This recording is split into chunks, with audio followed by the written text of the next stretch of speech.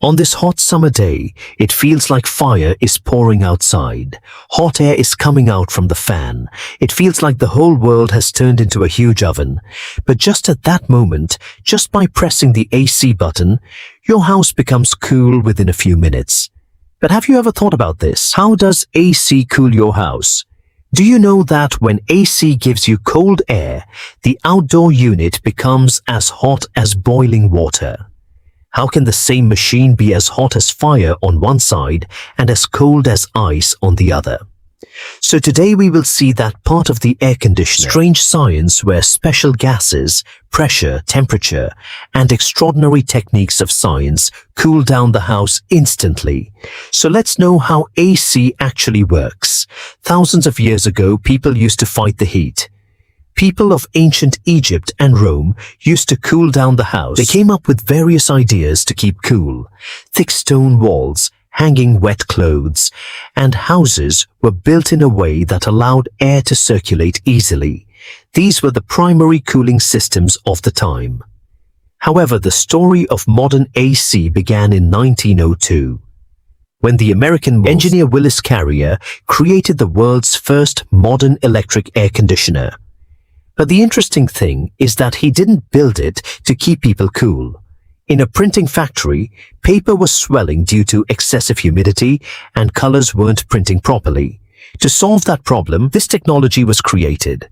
Later, scientists realized that if the temperature and humidity of the room could be controlled with this, then human life could change. And from there, AC gradually spread from factories to cinema halls, offices, and homes everywhere. But among us, there is a big misconception. Many people think that AC creates cold. But the truth is that AC does not actually create cold. Rather, it removes the heat inside the house. Suppose your house is like a bucket of hot water.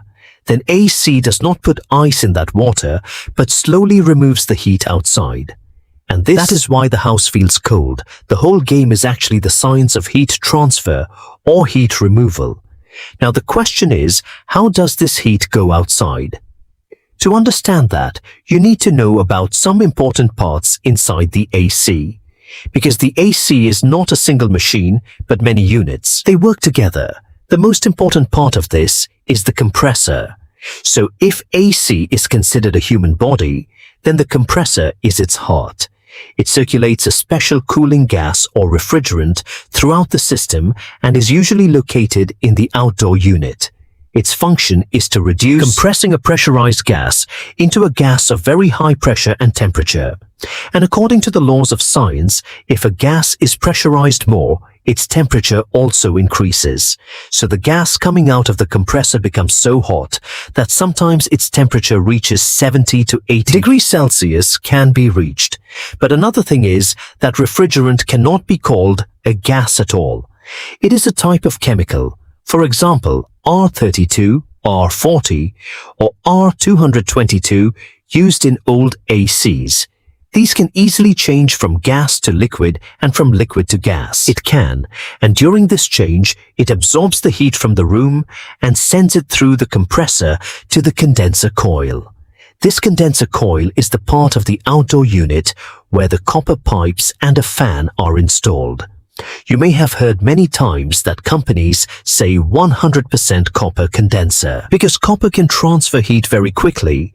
So when the hot gas passes through this coil music, the outside fan starts blowing air on it. As a result, the heat inside the gas slowly goes out. In simple terms, the AC throws the heat of your room into the outside environment. And when a gas loses its heat, a major change occurs. Slowly, the hot gas starts to turn back into a liquid. This process is called condensation. Just as heat cools down and turns into water, that is, the condenser not only cools the gas, but also turns it back into a gas. It is brought to a liquid state from the air.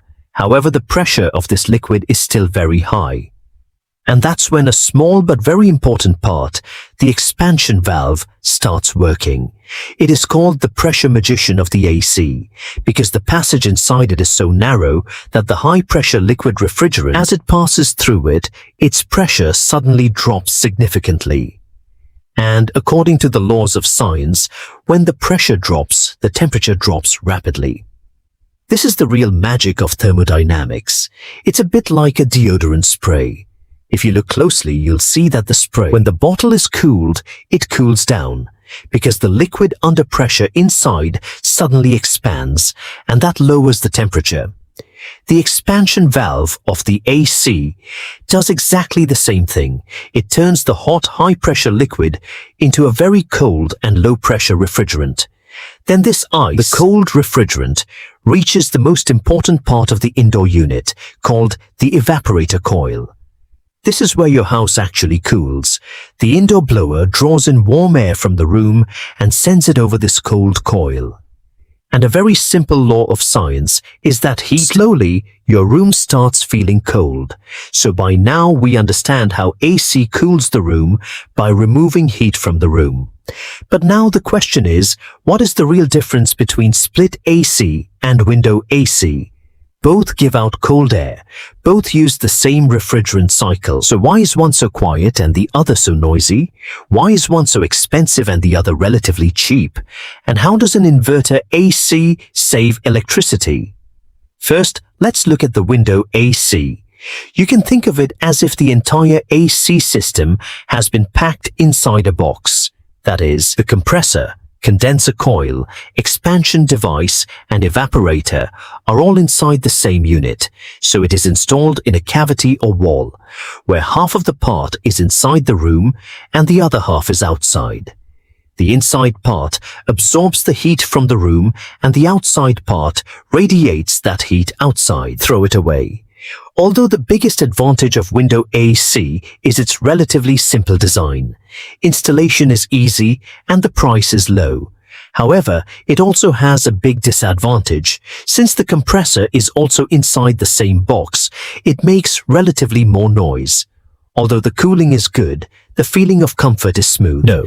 Secondly, split AC is the king of modern homes. Split AC actually divides the entire system into two parts. One is an indoor unit and another is an outdoor unit. The indoor unit contains the evaporator coil and blower, and the outdoor unit contains the compressor and condenser coil and fan. These two units are connected to each other through copper pipes, and the refrigerant circulates through those pipes. The biggest advantage of this is that the noisy compressor is outside, so it is much quieter inside the room. In addition, the cooling is also distributed around the room. It can spread better and looks much nicer.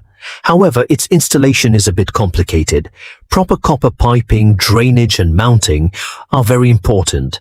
But now let's know one more important thing. Why does water fall from AC? Does AC produce water? The answer is yes, but indirectly. When the warm air in the room hits the cold part of the evaporator coil, not only the heat but also the water vapor inside the air cools down and turns into water. Just like the water outside freezes on a cold water bottle because hot air can hold a lot of water vapor. But when it comes into contact with something cold, that air turns into small water droplets, and that water comes out through the drain pipe. So the AC not only cools the room, but also reduces the humidity in the air. This is why AC rooms are usually less sticky, less stuffy, and much more comfortable. Now let's come to you may have heard it 1,000 times. The AC has run out of gas. But the truth is a little different. In ideal conditions, the AC does not run out of gas because the refrigerant circulates in a closed system. It does not burn or get used up. It just changes from gas to liquid and from liquid to gas repeatedly. So if the system is completely sealed, there is no need to fill it with gas year after year. The gas only decreases when there is a leak somewhere, such as a bad joint, a leak in a copper pipe, rust or improper servicing. That is, the gas it does not end with use, but can leak and go outside. Now let's know how inverter AC saves electricity. In a normal non-inverter AC, the compressor may run at full speed, or it may stop completely. That is, the compressor starts when the temperature increases, and when it reaches the temperature, it turns off. Then when the room warms up again, it turns on again. And because of this repeated on-off, ordinary non-inverter AC consumes relatively more electricity. But inverter AC works a little differently. It does not turn off the compressor completely. As needed, reduces or increases its speed. That is, when the room gets cold, the compressor runs slowly. And if the room is too hot, the speed increases again. As a result, the temperature remains constant.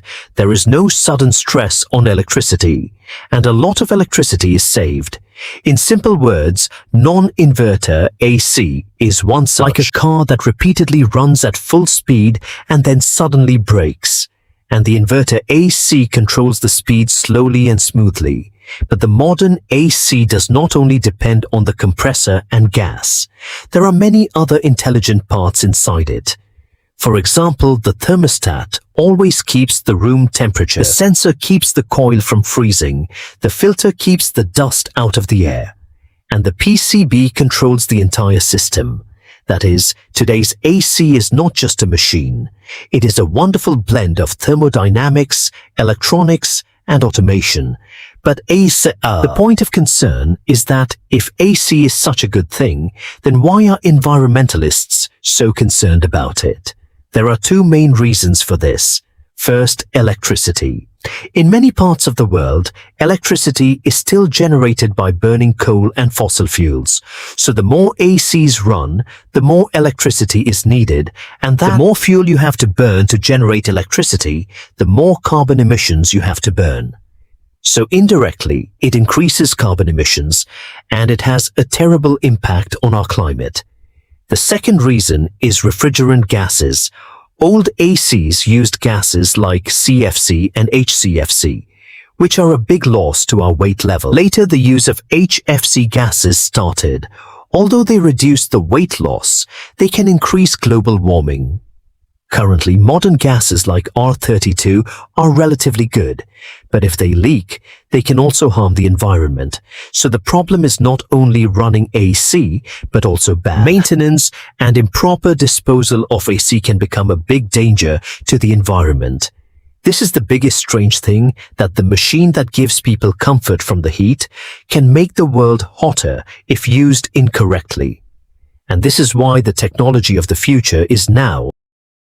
There is a move towards more energy-efficient ACs, better refrigerants, and environmentally friendly cooling systems. So the next time you press a button on the remote and your house cools down in a few minutes, remember that it is just a simple machine that blows cold air. No, it's a remarkable combination of pressure, temperature, gases, sensors, and science.